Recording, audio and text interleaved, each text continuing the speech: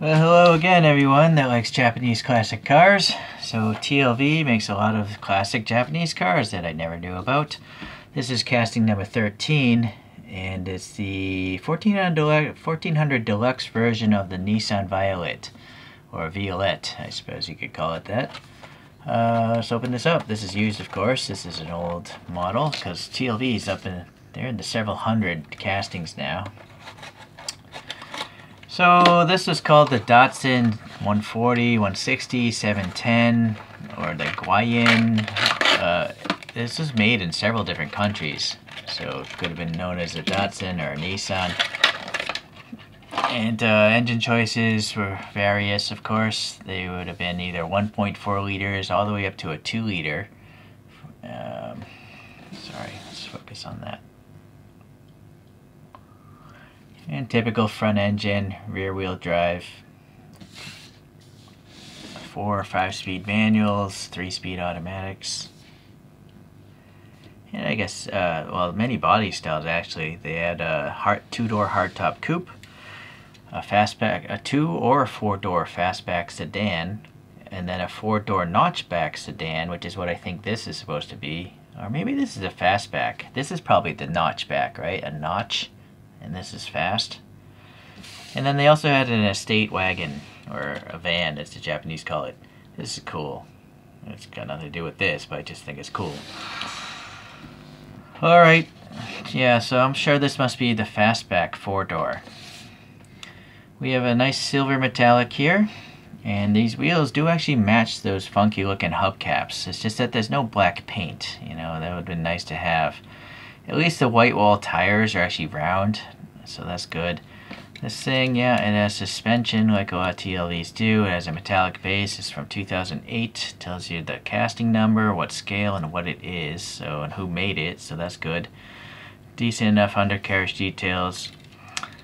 The side windows, this is raised and painted black, and the rest of the molding looks like it's part of the casting itself. Raised, painted silver. The door handles are raised as well. There's a Violet logo printed nicely here, so quite legible. Interesting sculpting here, very cool. And this is a really funky character line, how it bends down and then kinks here. But most car designs don't have bows bending downwards. They're mostly going upwards, because this looks like a sagging bridge. You know, it doesn't look strong. But it's interesting just to see something different. I like it. This is actually, yeah, sticking out a little bit, this line. Alright, orange here for the reflector or running light, and it is a bump. It's sticking out. There is not one in the back though. Alright, let's see. And then, yeah, this doesn't look aerodynamic at all. It looks like it would create a lot of lift. If this thing went like 130 miles per hour, I bet the front end would get really light. So, speaking of lights, we got orange here for the turn signals. That's good. Just a plain white license plate. The grille's nice thin ribs, and then we have a silver and blue emblem there. The clear headlights are always a good thing, and then we have the chrome grille work. And there's actually a recess here, which is kind of interesting. This is recessed as well, I think, but no paint. Oh, what is this? This printing there. That's a strange place to put a badge. It's really hard to read. It says Deluxe. Silver on silver. I'm shocked that I could actually get that to focus. Alright, really funky central rib detail. The design of this thing. Right? How this line goes into this and then comes back out. Ooh, paint rash. That is going to be... If you want to collect TLVs, you better get used to paint rash, because it's going to happen a lot. Yep, more up there. More in the back, or yeesh. Alright, anyways, that badge looks okay, I think. It says, well, what does it say? Not Nissan, okay. And then Deluxe again. Strangely, I wouldn't say Violet, but I guess it's because it's right here. This is raised, and the lock is raised. Nice gray here. I don't know what that is. I don't see that on the rear photograph I pulled up. The taillights are good, you know, good color separation. There's even this little chrome border here. The backup lights, plain license plate, separate chromed plastic bumper. This side here has the fuel filler and a bump for the lock on that one. Ooh, what's with this tire? Come on.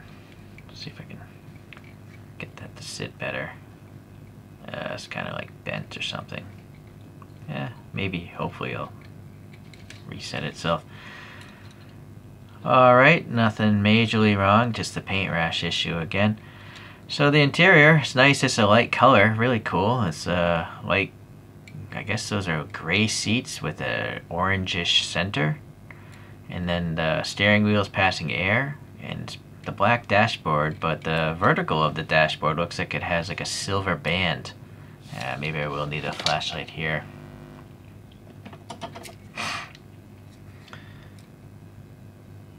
Where is the flashlight?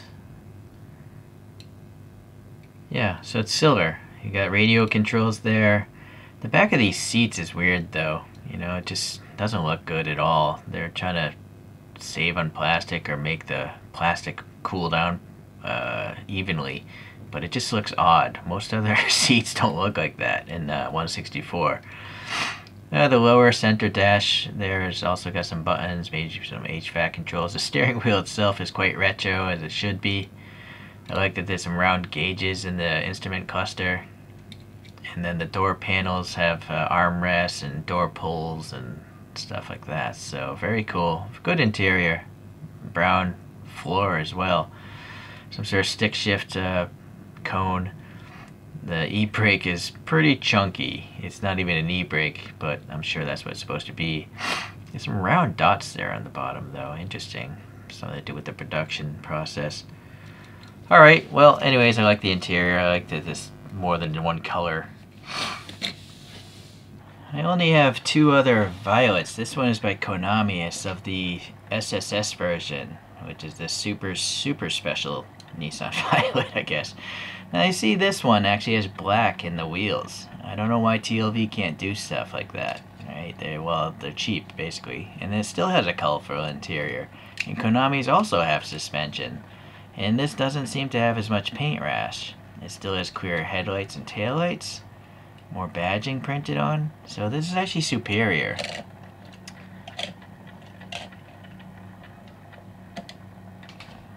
It's much lower to the ground, but I guess if it's a sport model, maybe it's supposed to be that way. Different taillights entirely though, it looks like.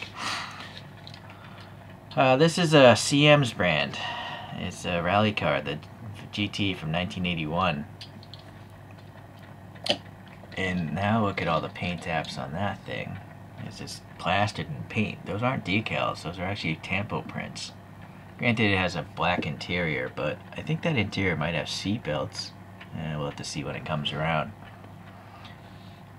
Nope, no seat belts, never mind. Alright, so another Konami is this Sunny Coupe. So it's another small car. And then, just to throw up a more modern vehicle, here's a TLV GTR. And you'll see, I mean, a GTR is in a four-door, really. It's not, technically it's 4 seats, but those 2 rear seats are worthless. And it's just big. It's just a big vehicle.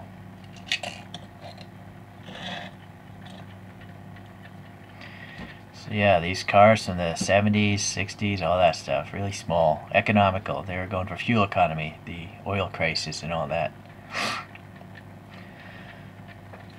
Okay, well, it's pretty much what I expected. I've pretty much come to expect that TLVs are going to have paint rash, but they're making castings of things that most other brands aren't going to touch. I really doubt anyone's going to go back and cast this again. I don't know.